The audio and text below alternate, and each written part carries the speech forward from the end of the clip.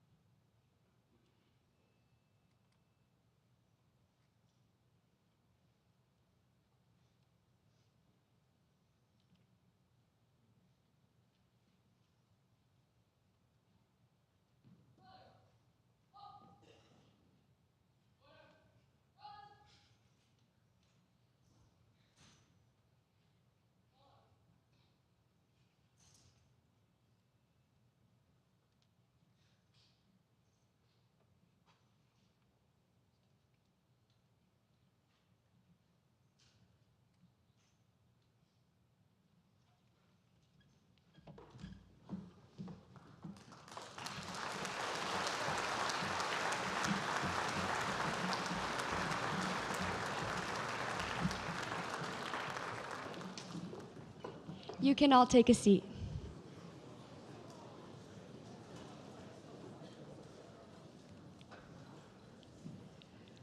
Good afternoon, everyone, and welcome to the 2025 Baccalaureate ceremony. My name is Isabel Barnett, and it is an incredible honor to be here today, standing alongside all of you as we celebrate the journey we've taken together.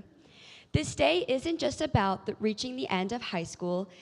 It's about recognizing every step we took to get here. The long nights of studying, the early mornings, the small victories, and the moments of doubt that we pushed through anyway. It's about the people, places, and passions that carried us forward when the path wasn't easy. For many of us, those anchors came in different forms. Personally, I found consistency and motivation through Soulmatic Rhythm Dance Company. Dance has become more than movement. It was discipline and a reminder that progress often comes from showing up, even when you're tired, even when it's hard. But I know I wasn't alone in needing that kind of outlet. Some of us found purpose in leadership, like Student Council, where we worked to build a community that listened, encouraged, and celebrated each other. Others found belonging in Link Crew, where we helped incoming feel seen, guided, and welcome, even when we were still finding our own way. And in Radiate, many of us discovered the quiet power of kindness, how it doesn't take much to make someone feel valued, and how the simple act can change a day or even a life. These programs weren't just extracurriculars, they were home, lifelines, and sources of light during the moments when things felt heavy. They reminded us that we're a part of something bigger and that we each have the ability to lead, uplift, and inspire. As I look out at this class, I see people who have already started doing just that. You've shown up for each other, you cheered each other on, stood by your friends in the hard times, and made your mark in ways you may not even realize yet. What's next for all of us is exciting and a little uncertain, but what I do know is that we carry everything we've built here with us. The relationships, the lessons, the strength we didn't know we had until we needed it. We are ready to take on whatever comes next, not just because of what we achieved, but because of who we've become together. So today, I hope we all take a moment to be proud, not just of the accomplishments on paper, but of the growth, the resilience, and the heart that got us here. Thank you, and congratulations to the class of 2025. Let's keep being the kind of people who inspire, who include, and who lead with grace, courage, and authenticity. Next, I would like to welcome our principal, Mr. Tyler Dumas, to the stage for his principal remarks to the class of 2025.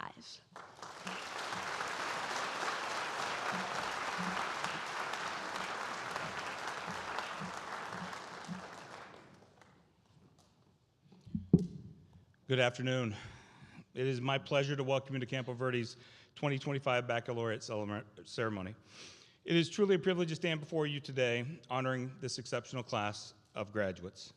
Before we begin, I'd like to recognize and thank a few key people who helped make today possible. To Ms. Erica Helfrey and Ms. Kat Jones, thank you for your dedication and your planning. To our Performing Arts Department and ROTC, thank you for inspiring performances. To our Student Council, thank you for sponsoring this event and supporting our students. To our parents and families, thank you for raising such remarkable young adults and for sharing them with us. I'd also like to thank our Campo Verde staff and for the support we received from our district office and governing board. We're honored to have with us this evening Associate Superintendent Ms. Bonnie Betts and Governing Board Member Mr. Jesse Brainerd. Thank you for your continued support of Campo Verde High School. Please give them a round of applause.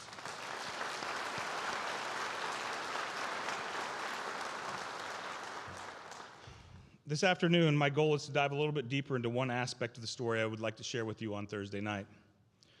For those who've been to my office, and no, my office is not where the bad kids go. That would be the assistant principals. In my office, you might notice some recurring objects, pictures, and mementos. Over time, 3 symbolic reminders have taken deep meaning for me. First is the buffalo. Second, the sunflower. You'll learn more about those 2 on Thursday night. But the third deserves a deeper reflection, so I chose to honor it this afternoon. The third is a rooster. At first, it was merely a reminder of childhood, but over time it became a powerful symbol. My grandmother's house was a place of refuge while I was growing up. My adopted parents, their marriage was complicated, to say the least, one that ended in divorce when I was just 5. which I now realize was the best for all of us. See, my grandparents lived in a small Kansas town. Now you know why the buffalo, the sunflower, and the rooster, right? They all tend to resonate for a specific reason. Their home, my grandparents' home, was stable, warm, and safe, and my grandmother raised chickens, so I helped care for them during my visits. The rooster stood out, majestic, loud, unpredictable. I had to stay aware of my surroundings because they demanded my attention. Back then, the rooster reminded me of comfort, something constant in an unpredictable world, but later in life, the symbolism evolved.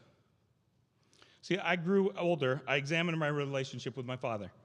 It was difficult, and for a long time, I carried a lot of resentment. See, he had his flaws, his struggles, his past, and so do all of us, myself included. See, this is where the rooster returns. In the biblical story of Peter, the rooster's crow was a signal of failure. 3 times, Peter denied knowing Jesus. But that sound, sharp and unmistakable, did more than mark his mistake. It sparked his redemption. See, it reminded him not just of his failure, but of the path ahead, forged by redemption and defined by purpose. See, we often picture redemption as something grand and distant, but sometimes it's as simple as recognizing where we've fallen short and decided to do better. Forgiveness, whether from others or from within, is the key that opens that door. See, I think of the seniors here tonight who've walked their own paths, not always straight or easy. Some of you may have heard your own version of that rooster's crow, a reminder of a moment you wish you could change. But that sound isn't a symbol or a sound of failure. It's a call to rise again, to make things right, and to emerge stronger. See, for those of us privileged to stand here beside you, teachers, family, and friends, let us also remember the power of forgiveness. It is in forgiving that we give others the space to redeem, to heal, and to grow. See, I've learned this firsthand. For years, I measured my dad against a standard so high that no one, least of all me, could live up to it. Extending grace to him and has taught me how to extend grace to myself and to others. It's made all the difference. See, on Thursday night, as you prepare to move your tassels from right to left, think of that rooster, not as a reminder of mistakes, but as a symbol of redemption and new beginnings. It will be willing to forgive not just others, but most importantly, yourself, and walk forward with grace and courage. Class of 2025, thank you for everything you've given to Campo Verde. We're proud of you, we believe in you, and we're excited to celebrate with you one last time on graduation night. Congratulations, and may your journey be filled with courage, joy, and yes, a little redemption. Thank you.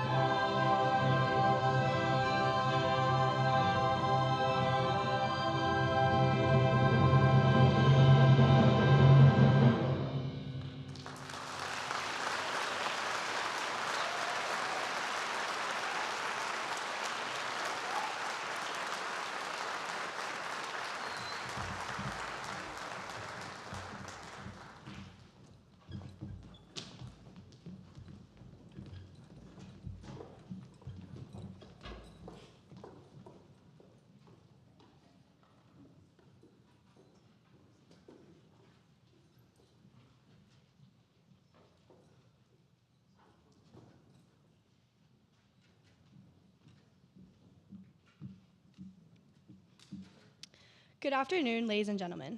My name is Cameron Colvin, and I get the privilege and honor of standing here before you today to introduce a teacher that many of us know and love.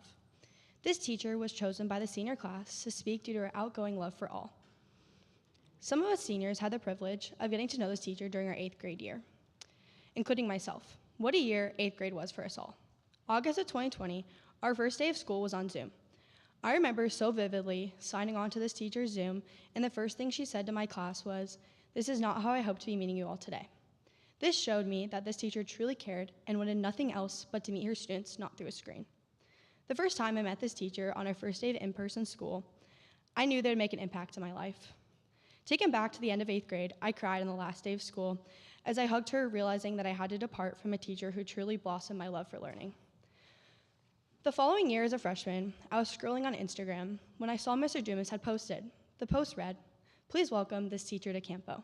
I screamed out loud. My favorite teacher that I've ever had would be joining me at Campo for my last 3 years of school. As a Radiate leader myself here on campus, during my sophomore year, we were informed that this teacher would be helping out with Radiate. I thought to myself, there is no better teacher on this campus that radiates love, positivity, and kindness. She strives to make sure that every one of her students are seen, appreciated, no matter the circumstance. Working with her through Radiate for these last 2 years has been nothing short of amazing. This teacher totally gets this club like no other. She is welcoming to every student that passes and never fails to be there for every student, no matter what. She embodies the Campo way, unlike any student I've ever met. Please give a warm welcome to Ms. Gomez.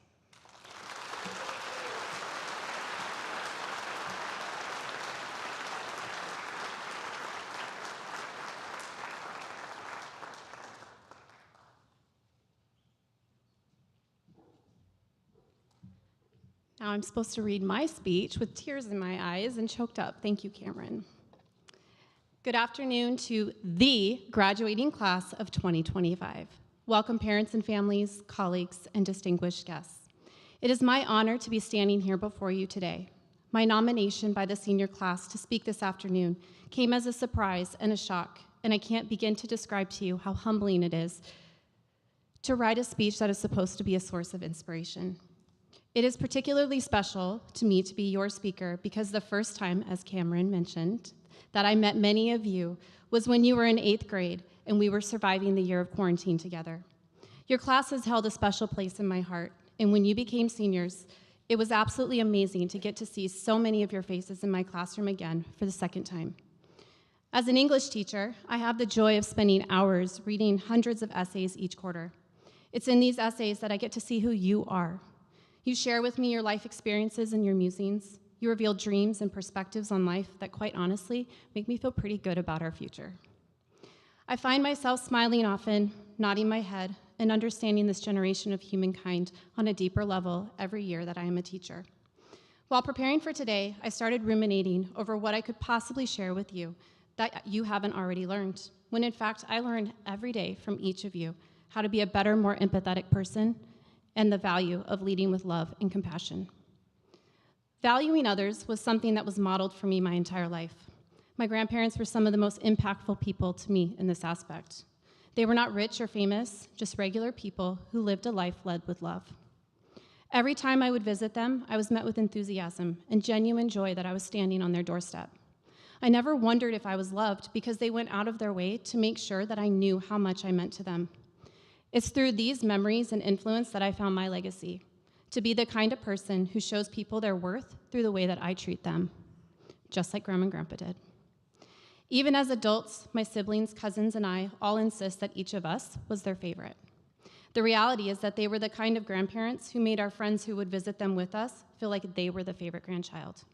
It didn't matter if they knew you for 1 minute or your entire life. You were important because you were brought to their doorstep. Graduate Jamie Bennett Seward reflected in one of her essays this year about this same idea. She wrote, "Now being more open-minded and expressive, I realized that it's not a weakness to show people my love for them. I truly believe anyone can create their own happiness, and finding joy in the little things has been a powerful lesson I never want to forget." What Jamie is writing about is a principle of the human experience. It takes courage to choose to show love towards others because when we do, we open ourselves up to vulnerability. This is a choice, and it is selfless, and it is the bringer of joy and happiness. It matters how you treat others. If we are going to work together towards a society of togetherness, then it starts with each of us, in the little nondescript moments where we can choose compassion. This is showing others that you see them and they matter enough to be seen. This is you choosing to put aside the messy stuff that you may have going on in order to reflect the value that you see in them through the way that you treat them. Author Maya Angelou said, "I've learned that people will forget what you said, people will forget what you did, but people will never forget how you made them feel." Your specific words will eventually be forgotten. Memories of your actions will fade, but the emotional effect that you had on others will remain forever imprinted. You are choosing your path, your future, your priorities. As you are climbing your metaphorical mountain and conquering your goals, keep your eyes on the people around you. Someday when you are done chasing your goals and you're in that phase of your life where you're enjoying what we call the fruits of your labor, you'll look around closely and assess your relationships. The lasting happiness will come because of who you are sharing it with. As you work towards that time in your life, pay attention to the little moments that you may have with your loved ones. Show up for them. Choose kindness. Make them feel like they matter to you. Life is messy sometimes, and the fact that you're sitting in front of me, I know that you know that. Getting through high school is messy. The tests, the papers, the drama, the late nights. You guys know what I'm talking about. Challenges have come your way, but you met those challenges and you came out on top. When remembering those challenges, there were people who showed you support and kindness and who helped you through it. These people helped to mentor you, listen to you, and gave you the confidence to keep going.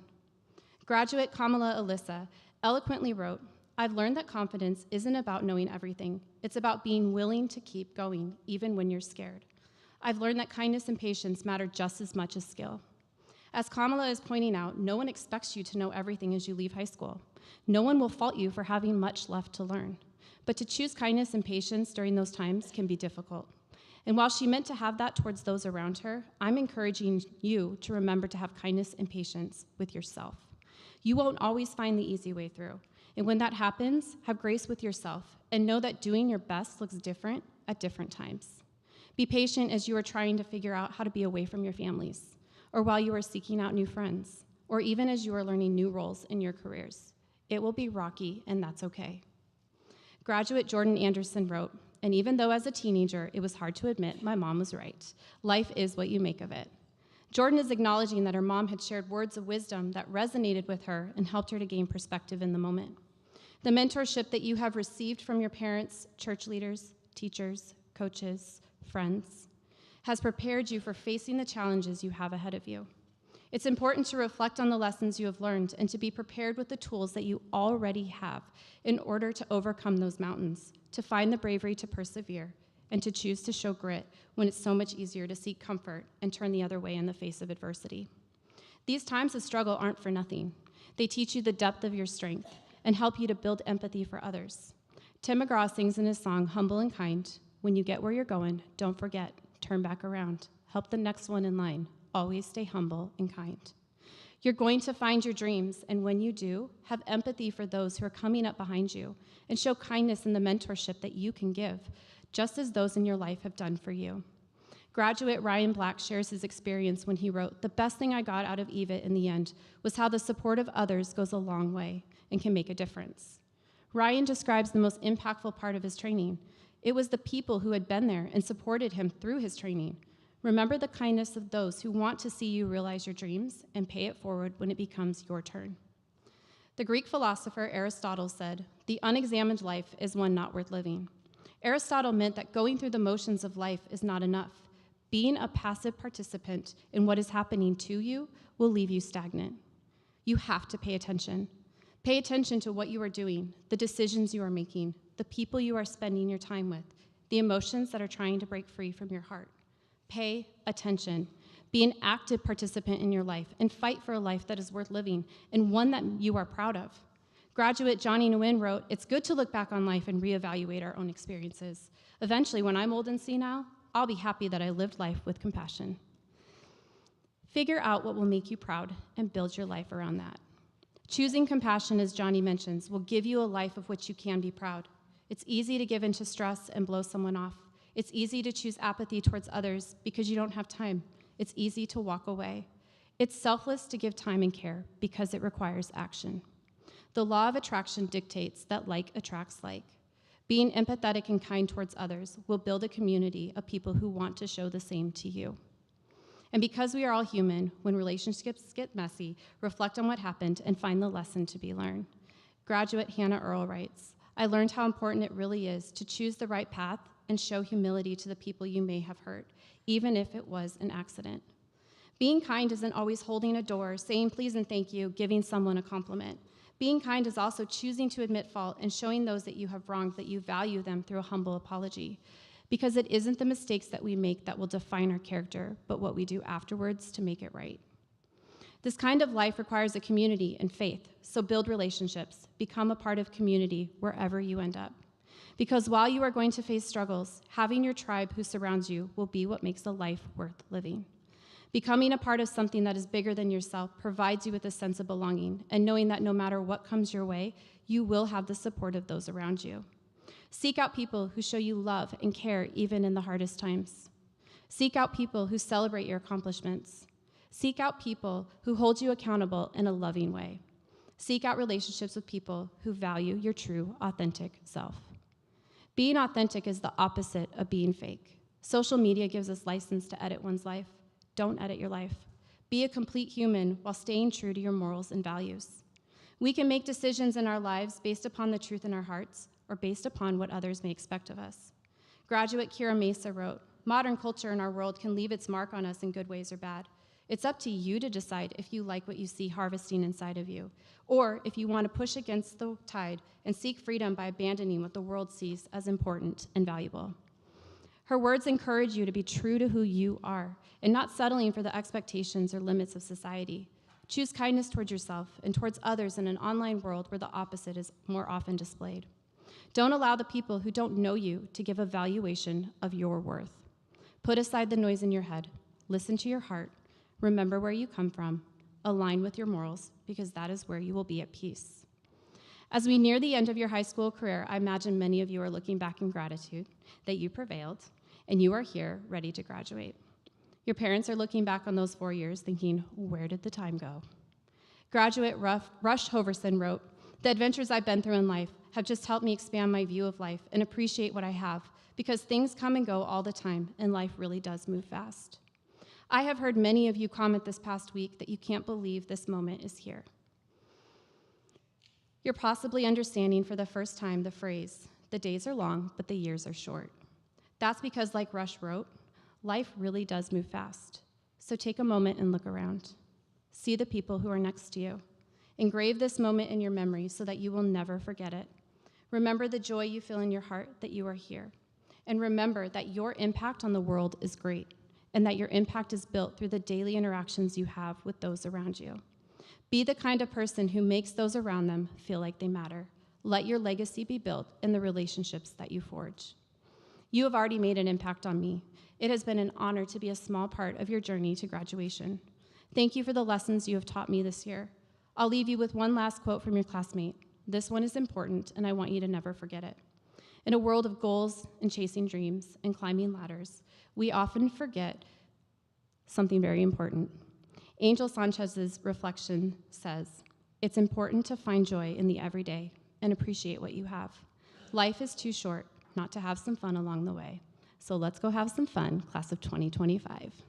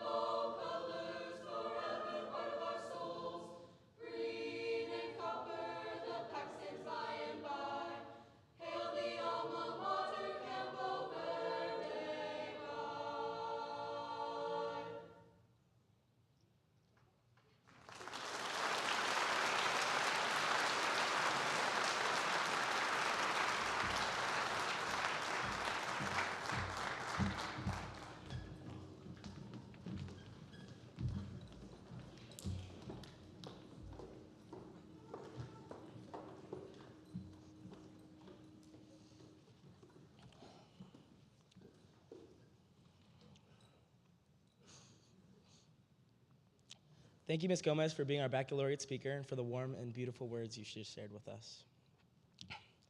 The 4 years of high school are some of the most formative years in a child's life. To say that I was able to spend those 4 formative years at Campo Verde High School makes me immensely proud. As young adults, we faced new challenges and adversity that we had yet to endure. The supportive community and relationships formed at Campo Verde High School empowered us to carry on. Our amazing teachers, counselors, and peers inspired us to strive for excellence. My peers' academic, athletic, and extracurricular achievements are impossible to list. I'm very proud to have spent my 4 years with each and every one of my fellow graduating seniors. We have connected so well as a class, and in these last few weeks together, I have never felt more love emanating from all of you towards one another. We will always remember the growth we experienced in high school, but now we switch our sights to the future. I know that these words I speak will probably be forgotten in the next few days, but I ask you to remember this one message. I know that the class of 2025 can shape the world through the love, determination, and kindness that we have learned over the past 4 years at Campo Verde High School. I pray that you all have the courage to chase your dreams and be overflowing with passion and love in whatever endeavors you follow. I wish you all good luck and to be filled with determination as we take this next step into adulthood. I love you all and extremely appreciate each and every one of you. And once again, thank you for joining me on this amazing journey.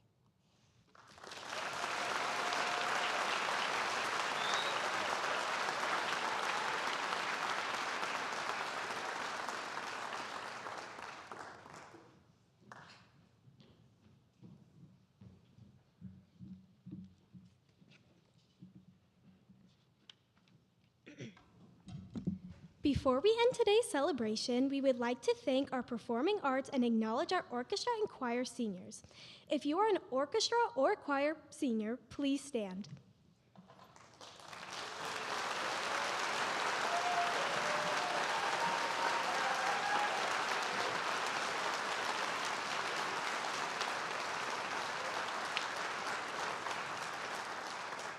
All right, let's give them a round of applause for their commitment to the programs and our campus community. Thank you.